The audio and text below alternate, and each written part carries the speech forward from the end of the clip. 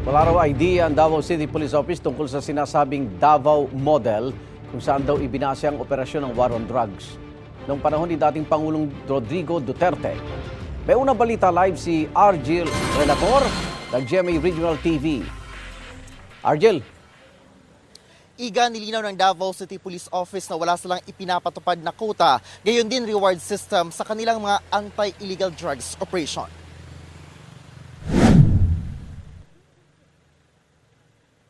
Hindi raw magpapaapekto sa mga isyu na ibinabato sa kanila ang kapulisan sa Davao City hinggil sa mga operasyon kontra sa iligal na droga. Kasunod ito ng pagbunyag ni retired Police Colonel Royina Garma sa House Squad Committee na ang umano'y reward system sa war on drugs noong Administrasyong Duterte ay pagsunod sa Davao Model. I received a call from the President, Rodrigo Roa Duterte.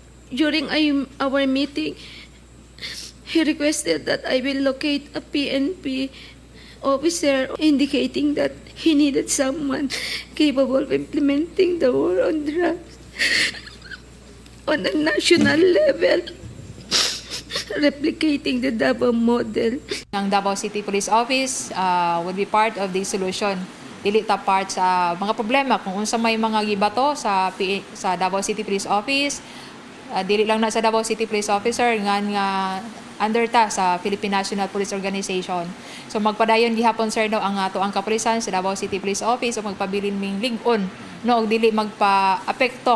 Nilinaw din ng DCPO na hindi sila nagpapatupad ng reward at quota system sa war on drugs sa lungsod.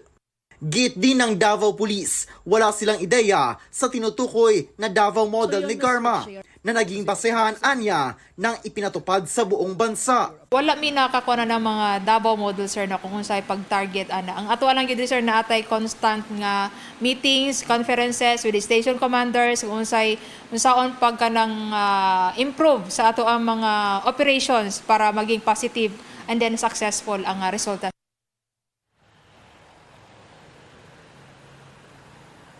Igan dagdag ng Davao City Police na mas paiigtingin pa nila ang kanilang mga operasyon kontra illegal na droga. Igan.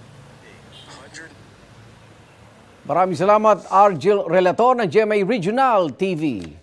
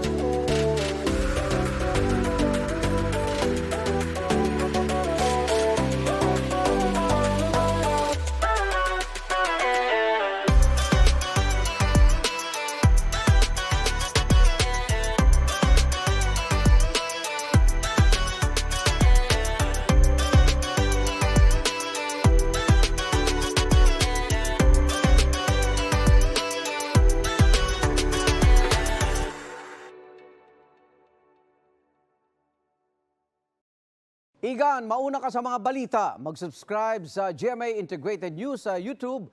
Sa mga kapuso abroad, subaybayan nyo kami sa GMA Pinoy TV at sa www.gmanews.tv.